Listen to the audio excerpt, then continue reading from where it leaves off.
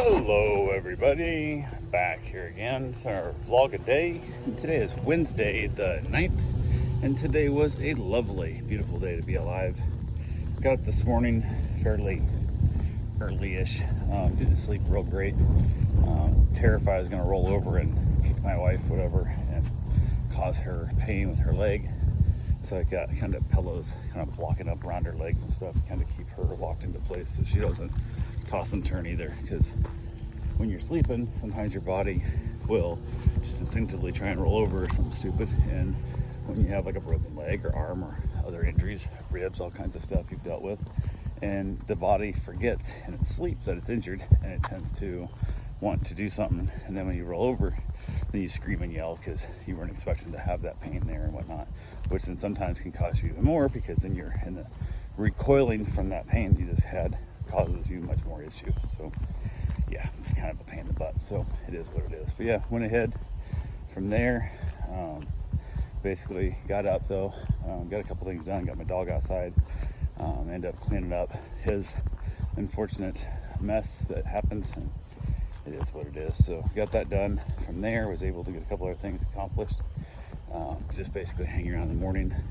not really a lot going on. Had somebody else reach out, want me to watch their dog tomorrow, and reading the description, it basically, reading between the lines, let's put it, the way they worded stuff is they have a 100+ pound pit bull mix that is not trained and doesn't like men either, which is ironic that you're trying to book somebody who clearly is a man and woman combo in the situation. And my thought is, does the dog not like men because you don't like men? Or does the dog not like men when nobody else is around? Or is it the dog doesn't like men because usually you have men try and help you discipline it and teach it education and, you know, and train it, and the dog doesn't like that. So who the hell knows? But I just went ahead and said, no, I'm good. Plus it's like less than 24-hour notice and the whole thing. I'm like, now I'm not wanting to mess with that right now. The dog that jumps on people and is undisciplined, when I have my wife who literally hasn't even had surgery yet to pin her kneecap back together. So it was fun. Had another client reach out that wanted was giving me about 36-hour notice, but their dog also is not very well. It's a great dog, but it's just goofy and clumsy as hell, and she's been getting really bad about like 36 hours is the longest notice I ever get anymore. Normally it's like 12 hours or 24 hours, and I've been kind of wanting to use an excuse for a while to, I've been basically turning the dog down, and the dog is super clumsy and super goofy. But when he has other dogs to play with, he's super fun and wears himself out. But by himself, he would just annoy the shit out of Bruce, which would not be good. And it also is that thing that she's a long-term enough client that I reached out to them and they knew I was supposed to be gone during this time for this trip anyway. So that would not have been a thing. So reached out and basically told her, nope, wasn't watching the dog. And I was going to just stick with like, hey, here's where I sent you the information saying I wouldn't be around now. But I went ahead and basically put in the fact that she broke her leg and we canceled our trip, but we still weren't watching dogs until at least after the surgery. I'm not sure when that surgery is going to be, but I have a few dogs set up coming, but they're not getting here like the 15th, I think. So we'll figure that out. But yeah, had a lot of that, dealing with all the fun of it and turning down clients, which just sucks because you never know if they're going to find someone else that's closer to their house or someone easier or whatever, even though it might not be as good a service. Most people, a lot of times, unfortunately, handful of people, not most, handful of people will be like, who cares, the dog don't have as much fun.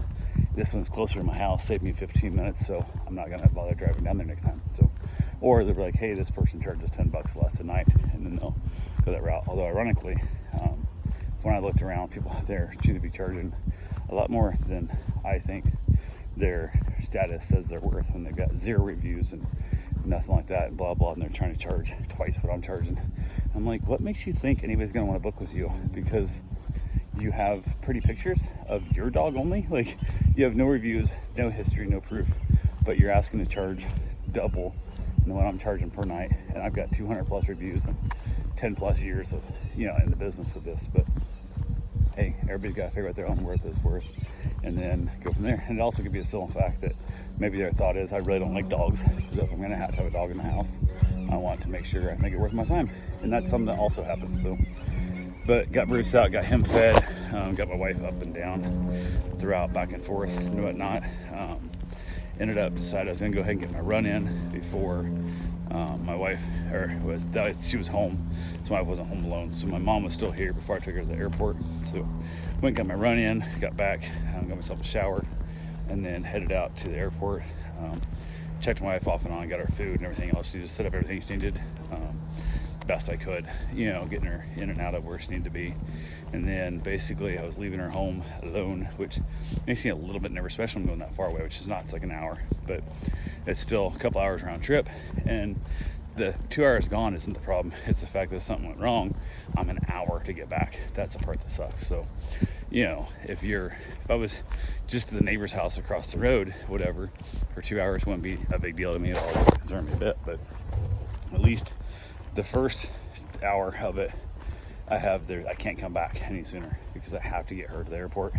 And I don't have time to come back if something happened and then still get her to the airport both. So I did give her the remote to the garage door opener, which will work from the master bedroom. So she had it hanging there on the dresser. And so if something happens, you just push the button and then they can come into the garage. Also, I made sure she needed a code to the door. If something happened, she'd give them the code, so on and so forth. And I have a couple neighbors there that if something bad happened, they could always go get her, kind of thing, check on her, or even just call an ambulance and go from there. So luckily nothing bad happened. Went, got my mom dropped off at the airport.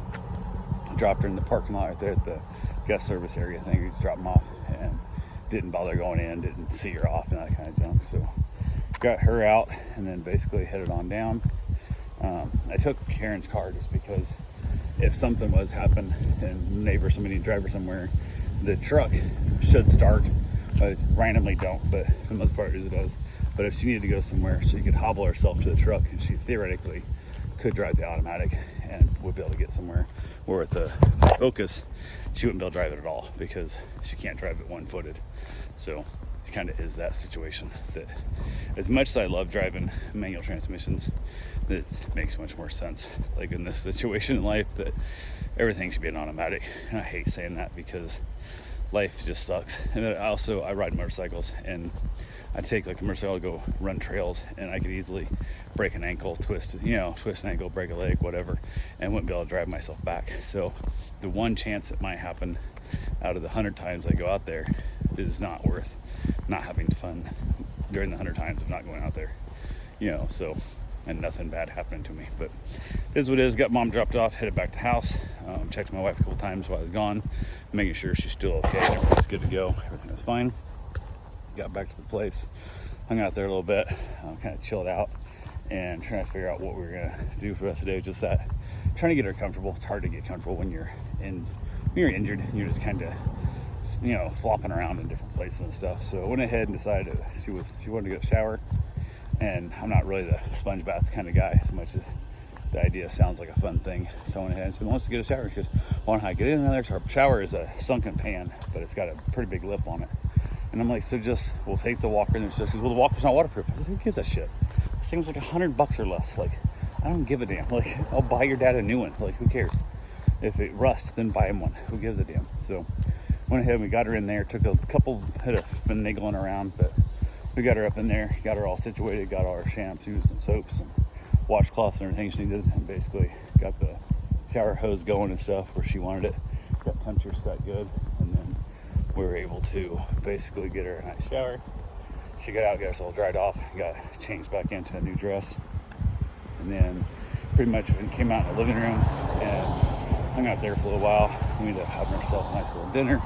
She wanted ramen noodles, which, hey, whatever. Somehow I end up with just chicken ramen noodles only left, and chicken is by far my least favorite flavor. And then I usually mix with chicken and a beef, or chicken and a shrimp, or anything else with chicken, but all we have is chicken. So we ended up with that. Watched a little episode of Frankie and Grace and Frankie, where the hell it is. Watched an episode a bit. It's all right. I didn't finish. I was just kind of bored and whatnot with the other things going on. So I was hustling around there. My mom landed in Iowa. Her sister picked her up, and they made it back down to the farm. So that's all good news. My wife's son landed in South Dakota, and so I'm assuming he made it to her house where he's going to be staying. So he got that trip going. The mail, we got to still get all of his belongings were being palletized and shipped which I guess even after we had the thing palletized and ready to go, they end up getting a giant crate from some companies. They repacked all this stuff from the pallet into the big giant wooden full-on crate to help protect it also, which I wish they hadn't done, because it has that weird thing of something gets broke. Now we don't know if it's because of the pallet or the way it was packed in there, how it was stacked or whatever, but a big part of me is because I trust what I do, but a big part of me is much happier about it, because at this point I had nothing to do with none of it. So anything is broke, there's nothing he can say to me like, you did this or you caused that. I'm like, wasn't nothing to do with me. Where before they could have said, hey, you know, you told us to put this on top of there, this is your fault. But for the good part, it didn't happen. I also told my wife, I said, check with the company, whoever your employees were that packaged that up, and did they nail it together, did they screw it together, did they whatever, what kind of screws they used, was it a Torx head, was it a Phillips, was it an M20 or M22, M25, because he'll need to get that tool to take it apart, because when they drop it off at his place, they're going to drop it off at the lift gate and drop it most likely on the driveway or in the street, and there's no way he can move that pallet with 1,000 pounds worth of stuff in it back to the house. So he's got to disassemble it there, and if he doesn't know what, he needs to have whatever tools, because he has to go to the store and buy stuff, and probably wouldn't be able to figure out by looking at a Torx head if it's a 25 or a 22 or whatever the size is. So he'll need to know what that is to take it all apart. So she goes, that makes sense. I didn't think about that. So hopefully we can get that figured out, so I'll have that knowledge. And then everything was pretty much good there. Mom got back down to the farm. I think I said that already, but everything that happened for them, they were all just kind of able to get back home safely, which is good. And then pretty much just hung around the house, got my wife all centered, situated back in bed, and got her some snacks and stuff and whatnot, and asked her what else she needed from me. She told me nothing, just go out and have a cigar or whatever you want to do, just kind of relax and take off the day, which is so damn hot out here. It's so gross. But went and basically had my cigar, enjoyed that, and the weather cooled off just a smidgen, but not that much. So anyway, that's all I got for right now. I will talk to you guys tomorrow. Have yourself a safe, wonderful day. Thanks for watching.